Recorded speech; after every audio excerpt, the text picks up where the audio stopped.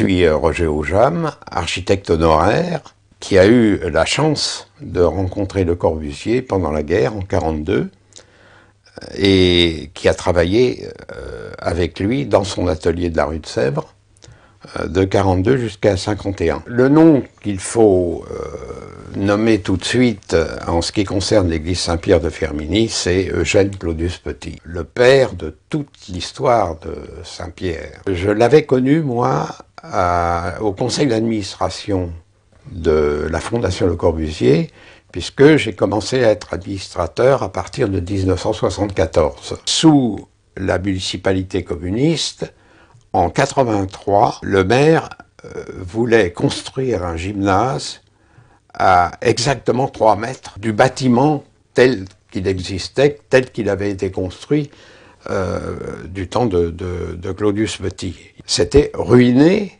complètement.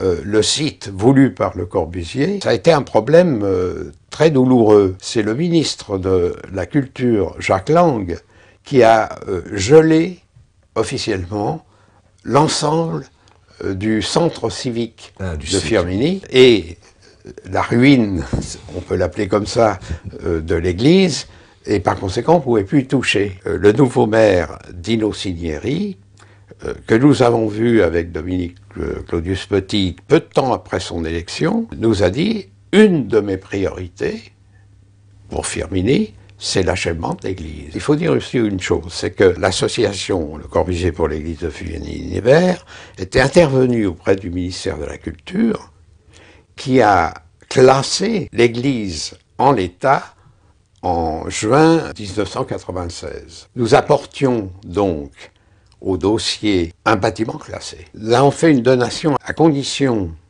que le preneur, Saint-Étienne Métropole, achève le bâtiment. C'est une première condition. Et la deuxième condition, que l'architecte soit José Houbrerie. Parce que c'était lui qui était à l'origine même du projet et qui avait travaillé avec Le Corbusier dès 1961. Il a été plus corbuséen que Corbu lui-même, José. Le résultat est totalement corbuséen.